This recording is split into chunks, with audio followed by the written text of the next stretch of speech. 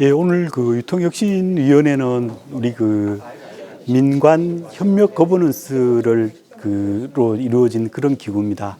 그래서 우리 경북 농정의 발전을 위해서 그 새로운 아젠다를 발굴하고 또 현장의 애로사항들 이런 부분들을 저희가 수렴해서 농정 발전에 그 기여할 수 있는 그런 목적으로 오늘 보고회를 마련했습니다.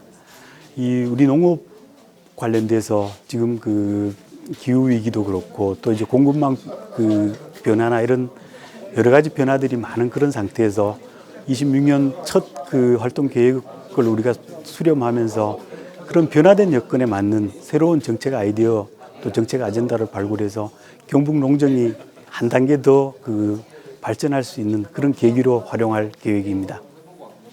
오늘 행사는 국민의례 참석자 소개, 인사 말씀, 단체 기념 촬영, 정책 연구과제 추진 계획 보고 순으로 진행하겠습니다. 그 작년 이맘때는 저희들이 좀 그 경북에 큰 산불도 나고 또 대통령 선거도 앞두고 해서 굉장히 어수선한 분위기에서 이렇게 뵀었던 것 같은데요.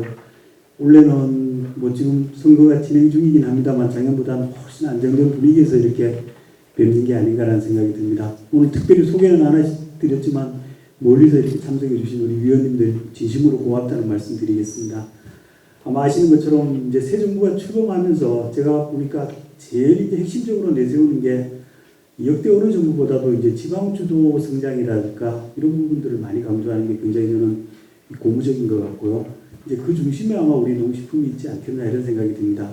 다행히 또 농식품도 이제 그 국가 전략 산업으로 굉장히 적극적으로 육성하겠다는 그런 의지 표명을 많이 하고 있어서 저는 상당히 좀 기대감을 가지고 있습니다. 우리 경북이 뭐 그 어떤 그 시도 통합이나 이런 쪽 행정적인 측면에서는 다른 지역보다 조금 아쉬운 부분이 있습니다만 저는 우리 농업 분야에서만은 또 농식품 분야에 있어서는 다른 어떤 데보다도 뭐 그동안도 우리 위원님들 또 우리 교수님들이 많이 도와주셔서 잘하고 계셨는데 그런 쪽에서는 앞으로도 이 정부에서도 그 제일 리딩 역할을 잘 해야 되지 않겠나 이런 생각을 많이 합니다. 또 우리가 할 수 있는 여건들도 잘 갖춰져 있다고 생각을 하고 있고요. 그래서 오늘 저희들이 그 활동 계획 보고나 이런 걸 통해서 이제 새로운 여건들 변화 이런 것들에 맞는 아젠다들 잘 발굴하고 특히 이제 그런 것들을 통해서 특히 저는 우리 위원님들하고 우리가 좀 소통하면서 현장에 있는 의견들을 많이 이렇게 좀 그 이 아젠다에 담을 수 있으면 좋겠다는 그런 생각을 많이 합니다.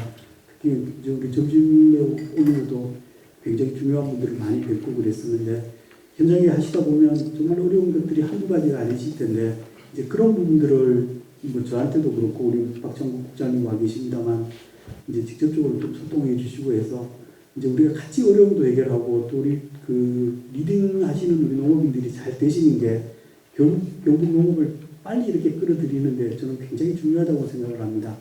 또 우리 경북 차원에서 안 되면 중앙정부 쪽에 또 이렇게 저희들이 적극적으로 좀 그 브릿지 역할을 할까요? 이런 거 가교 역할을 해서 우리 경북 농업이 그 우리 혁신위원회 활동을 통해서 빨리 한 단계 더 성장하고 또 새 정부에서도 그 농업도라는 어떤 그런 부분들이 자부심으로 이렇게 돌아올 수 있게 그렇게 했으면 좋겠습니다.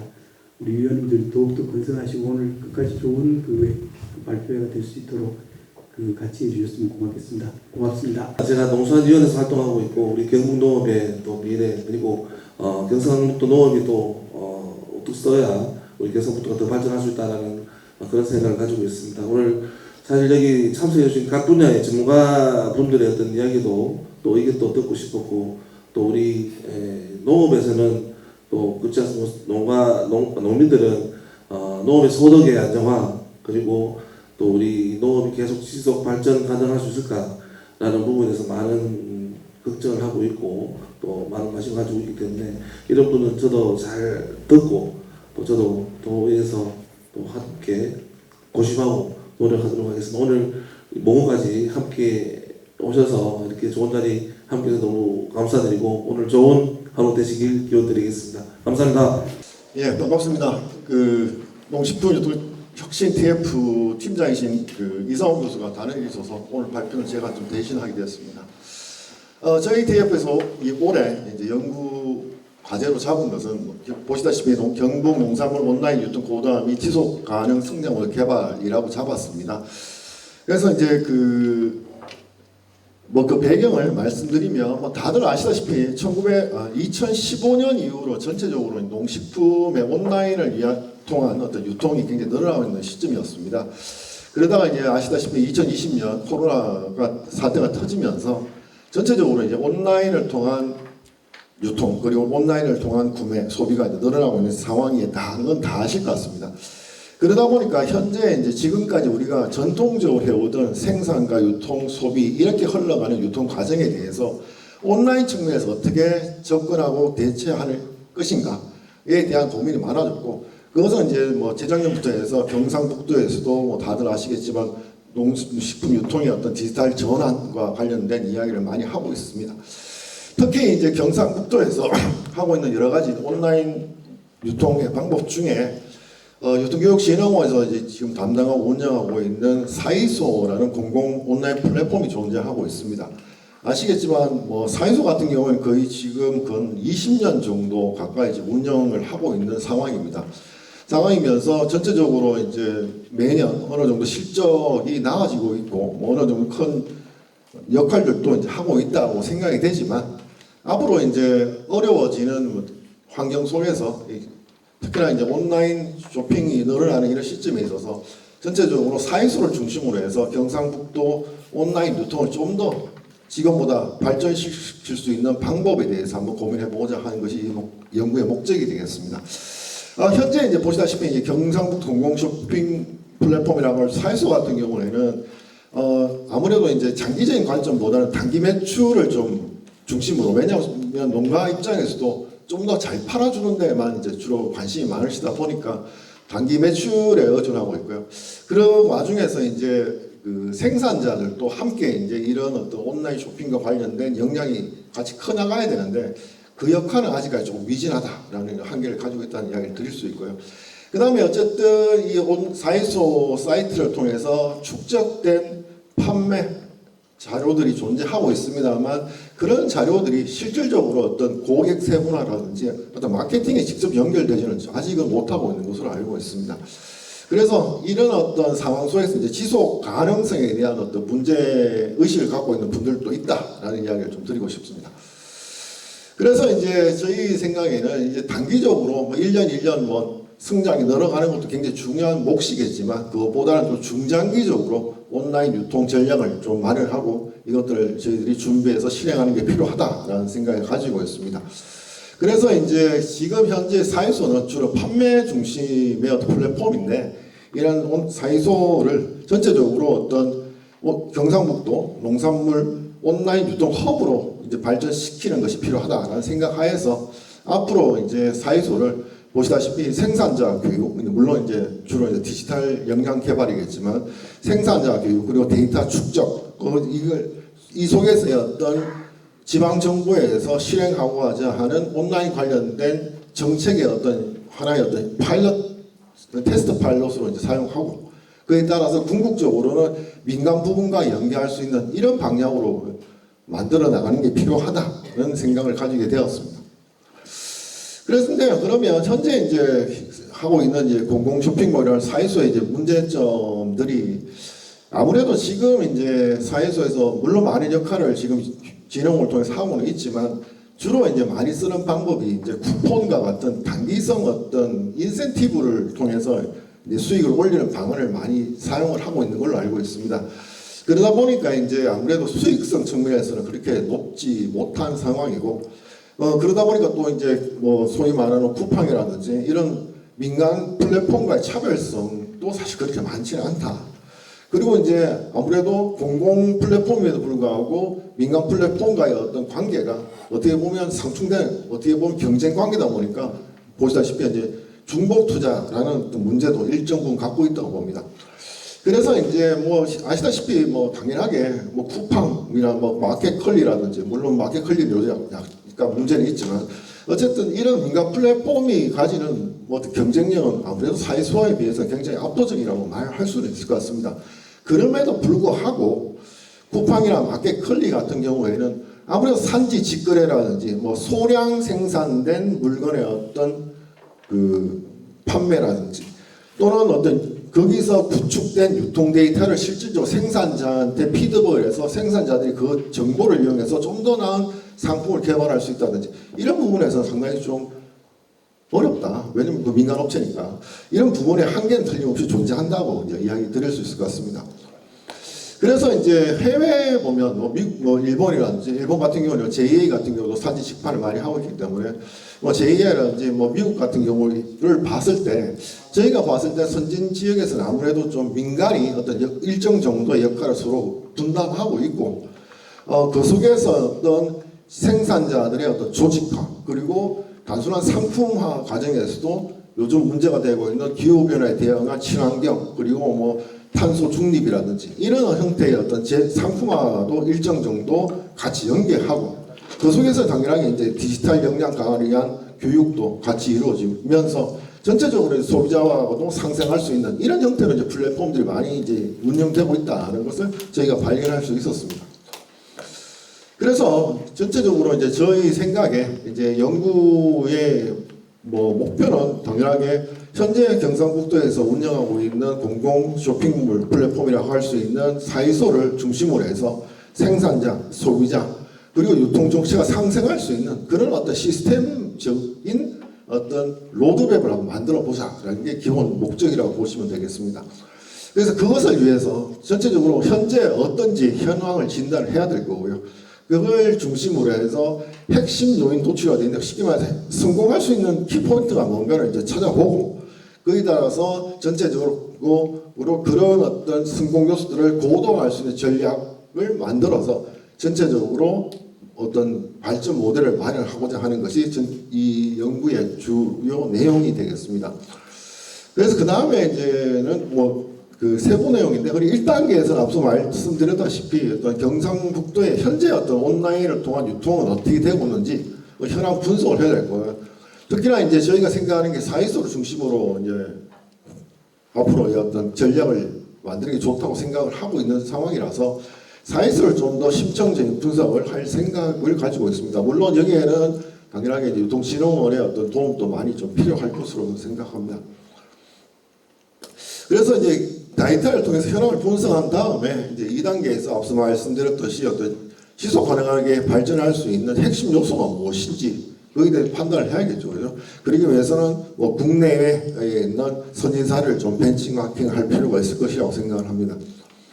그래서 3단계에서 저희가 이제 사이소 자체의 고도화를 위해서 이제 현재 판매 중심의 어떤 플랫폼이라고 할 수 있는 사이소를 좀 복합 기능, 그러니까 생산자, 교육, 민간 협력 이런 것을 할 수 있는 좀 복합적인 형태의 플랫폼으로 어떤 만들 수 있는 방법들, 그리고 여기에 이제 생산자가 단순하게 물건을 위탁하는 이런 형태보다는 직접적으로 여기에 참여할 수 있는 방법이라든지, 그리고 이제 그 속에서 이 플랫폼이 일반 민간 플랫폼과 경쟁 속에서 우위에 있을 수 있는 상품군을 어떻게 마련해낼 것인가, 그리고 궁극적으로는 당연하게 민간 플랫폼하고도 연결할 수 있는 방법들을 한번 찾아보고자 합니다. 그래서 이제 마지막에 이제 저희들이 하고 싶은 거는 이제 중장기적으로 경북형 혁신 모델을 좀 로드맵을 작성해서 경상북도에 한번 제안을 드리고자 하는 것이 저희들의 궁극적인 목표라고 할 수 있겠습니다. 연구 방법은 앞서 말씀드린 내용이라서 그냥 넘어가겠습니다. 이건 뭐 현황 조사하고 진짜 선진사에 조사한다 이런 이야기라 넘어가도록 하고요. 그래서 마지막으로 드리고 싶은 말씀은 이제 그러면 이렇게 하는 게 뭐 좋냐 이렇게 말씀드리자면 아무래도 앞으로 이제 뭐 특히 현 지방 정부에서 경상북도가 추진하고 있는 디지털 대전환과 관련해서 경상북도 온라인 유통에 관련된 어떤 기초 정책 자료를 이제 마련할 수 있을 거라고 생각을 합니다. 그리고 사이소를 좀 더 발전시킬 수 있는 어떤 재설계에 대한 방향성을 제시할 수 있을 거라고 생각을 하고요. 그 속에서 이제 디지털 역량 강화, 그리고 생산자들을 일정 정도 온라인 유통에 좀 더 주체적으로 참여할 수 있는 역량 강화, 그리고 마지막으로 타 지자체에게 어떤 모범이 될 수 있는 저희 사례를 만들어서 전파할 수 있을 거라고 생각을 하고 있습니다. 뭐 그에 따라서 여러 가지 어떤 앞으로의 어떤 경상북도 농식품 유통이 좀 더 고도화되고 지속 가능성을 확보할 거로 생각하고 있습니다. 이상입니다. 감사합니다. 예, 안녕하십니까. 그래서 뭐 제 발표 앞서서 오늘 먼 길 오신 분들이 많은데 저희 R&D 팀에 우리 위원님들 와 계신데 잠깐 일어서서 한번 인사 같이 좀 드릴까요? 예, 저희 R&D 팀의 위원님 인사드리겠습니다. 예, 제가 이제 이 타이틀을 읽기 전에 제가 이제 이 과제에 깔려 있는 뭐 기저의 생각이랄까 이런 걸 먼저 말씀드리고 발표하는 게 좋겠습니다. 여기도 지금 APC고 그런데 보통 APC나 뭐 농산물 뭐 유통하는 시장이나 이런 데서 보면 농업부산물들이 굉장히 많이 나오고 있습니다. 그런데 이제 이런 것들이 옛날에는 그냥 뭐 밭에 가서 묻고 뭐 처리에 별 그런 것들이 없었는데 이제 법이 바뀌면서 이제 이 농산물도 폐기물이 돼가지고요. 그래서 이제 추가적인 비용이 들어가든지 또 잉여 농산물에 대한 처리가 굉장히 곤란해지는 그런 일들이 뭐 일어나고 있습니다. 그래서 저는 생각에 이런 어떤 농산물이 집적되어서 뭐 가공품이 되거나 혹은 APC처럼 농산물이 모이는 이런 곳에서 이런 부산물들이 굉장히 많이 나오는데 이런 것들을 좀 활용하거나 혹은 처리 비용을 줄이는 방법들이 있으면 좋겠다 이런 생각을 가지고 있었습니다. 그러던 중에 이제 PEF라는 이런 공정을 도입하면 이런 데 도움을 줄 수 있겠다는 판단이 들어서 이 과제를 기획하고 그 다음에 그 중에 지금 기능성 물질이 있으면서 좀 많이 생성되는 이런 양파 껍질 그거를 이용해서 기능성 물질들을 추출하는 걸로 이 과제를 한번 잡아봤습니다. 그래서 지금 경상북도의 양파라고 하면 실제적으로 뭐 전국에서 세 번째로 많이 생산되는 걸로 나타나고 있습니다. 뭐 이것뿐만 아니라 경상북도는 뭐 1등 하는 장목이 뭐 5개가 있을 정도로 굉장히 많은 농산물이 생산되고 그렇습니다. 그런데 아울러 이런 부산물도 굉장히 많이 생산되는 곳이기도 하죠. 그래서 이제 이런 것들을 이제 우리가 이런 폐기되는 자원들을 끝까지 잘 알뜰하게 쓰는 것을 우리는 이제 영어로 이제 업사이클링이라고 부르지 않습니까? 그런데 이 업사이클링 기술이 실제적으로 이게 우리 지금 최근에 이용하는 푸드테크의 한 기술 분야로 들어가 있는 부분이죠. 그래서 지금 그런 것도 있고 또 경상북도 부산물 처리에 관심이 있고 이래서 과제를 하고 있습니다. 예, 양파에 대해서 잠깐 말씀드리면 실제적으로 양파는 밭에서 재배되고 큐어링 과정에서 이제 양파를 보호하게 되는데 이 큐어링 과정에 생겼는 이 양파의 껍질에서 기능성 물질이 많이 있습니다.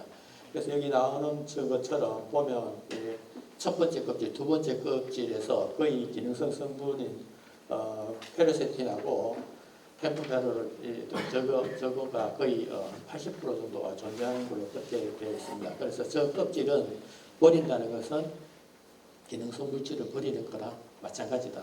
그래서 실제로 양파 껍질을 가정에서 이용하시는 분들은 그냥 뜨거운 물에 달여서 드시는데 그 주요 효과를 보신다고 드시는 목적이 피를 맑게 한다. 뭐 이런 걸로 드시죠. 그래서 이런 자원들을 잘 이용하면 좋겠다 있는데 기존의 이제 추출 방법들이 좀 한계성이 발견되는 부분들이 있습니다.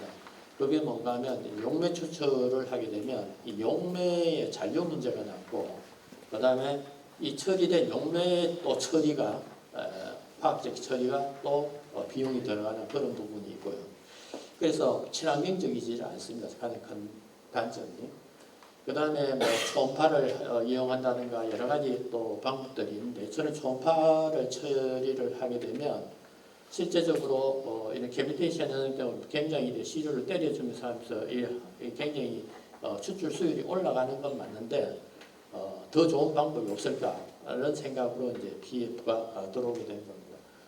그래서 실제적으로 지금 뭐 이거 말고도 뭐 또 전기 추출이라든가 방법이 있습니다만 그런 것들은 여기에 적합한 방법은 아니고 그래서 사실은 저는 이제 제가 제일 실험을 많이 해본 게 모든 건조 실험을 다 해봤고 모든 건조기를 다 써봤고 그 다음에 모든 추출 방법을 다 경험해봤다는 겁니다. 그래서 이 PEF를 지금 도전하고 있는 그런 상황입니다. 그래서 PEF의 잠깐 그 원리를 말씀드리면 이런 거 갖고 왔습니다. PEF는 앞에 P자가 펄스입니다. 그래서 이 전기장을 펄스 형식으로 주는 거죠. 그래서 펄스 형식으로 주게 되면 식물의 세포벽이나 이런 것들이 이제 깨지게 되는데 우리가 이제 가는 철사를 가지고 앞으로 굽었다 뒤로 굽었다 한참 이렇게 하다 철사가 끊기는 현상들이 있잖아요. 그래서 끄는 현상하고 마찬가지로 세포가 끊어집니다. 그래서 지금 이 우리가 목적을 하고 있는 페르세틴이나 이런 것들은 액포 속에서 존재하기 때문에 이런 것들을 통해서 세포벽이 찢어지고 그다음 액포에서 터져 나오는 것들이 굉장히 빠른 속도로 이루어진다 이렇게 말씀드릴 수 있겠습니다.